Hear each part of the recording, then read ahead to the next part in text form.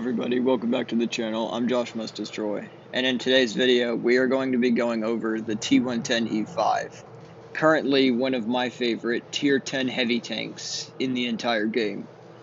So we're going to have a quick look at the stats, and then we're going to get into one replay for y'all that I've had for a couple weeks now. So first of all, you will notice when you got a decent amount of hit points, 2,645, I run the extra hit points provisions, as well as the extra hit points consumable. That's what I always run on most of my tanks when I can. Try and get as much hit points as possible. You have 254 millimeters of frontal hull armor, which is okay, but I mean you won't really bounce that much on your hull because your track wheels are very weak. Even looking at an angle like this, people can go through your track wheels very easily, so you really have to watch out for that. You have 203 millimeters of frontal turret armor, but don't let that fool you. This thing's frontal turret is insanely well armored. Like, paired with your 8 degrees of gun depression that you have and your 400 alpha and fairly quick reload, you're a hold down beast. And on top of that, I mean, you go 37 kilometers per hour, but you have that amazing speed boost, and that'll push you up to 45, 50 kilometers per hour for about 15-20 seconds. And that's pretty much it for the stats. This tank is just, it's insane. And in my opinion, one of the best tier 10 heavy tanks in the game. So our first replay, or our only replay, is on the Mines map, and which is a perfect map for the E5 just because of the hold-on capabilities. You can push middle and just be a beast. So right now, what is going through my head right now is I'm looking at the enemy lineups, and they don't really have many tanks that have strong turrets and gun depression. So I'm thinking that I should be able to push reliably into hill and get into a position where I can use my gun depression and inflict big damage. So I'm going to use my speed boost to get into place, and we're just going to spot the enemy and get in a few nice shots. So we spot about 4 people right there, and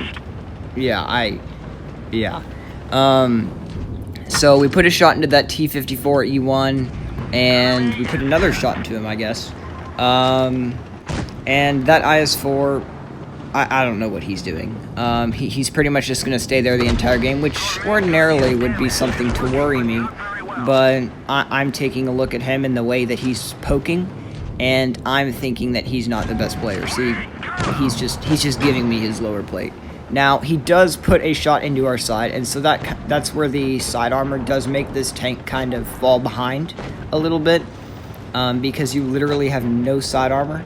You can be HE'd by big guns in the side, so you just have to be careful, especially when you're poking over ridges, just like I'm doing right now. I do get lucky, but in those kind of positions where, since your gun is not like high above your hull, when you poke using your gun depression, it's really easy to underestimate how much of your hull is showing. So you just kind of have to be careful. We get a nice shot into the T-57, and we're just going to kind of sit back and let them do the pushing. So far we've racked up 3k damage already. It's a 6 versus 6, but our team is going to start falling apart, and there goes the FE215B. So we do bounce that shot on the T-57, which is very unfortunate. It's not going to hold us back too much because we're in kind of a stalemate right now, except they're in a stalemate. I am just picking them off. So this IS-4, yeah, I don't know what he's thinking. He does put a shot into us. I think he got our lower plate, but that doesn't really worry me at this point.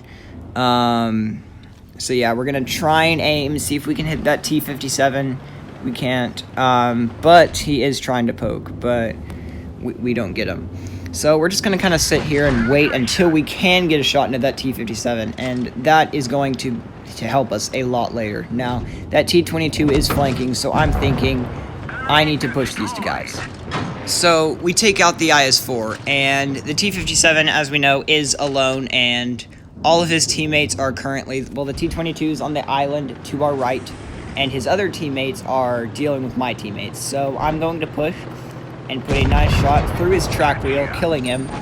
And I noticed that their T-22 is making a push. So what I'm going to do is I'm going to push onto this hill, getting into a position where I can use my gun depression against them. And from this point on, it's just going to be a farm fest. Now, I'm looking at my damage, and I'm thinking, hey, I can do big damage this game. So I start making some bad moves, like taking that unnecessary shot from the T-22. We didn't need to take that one, but we do get a nice shot into the T-54E1's cupola, so that's good.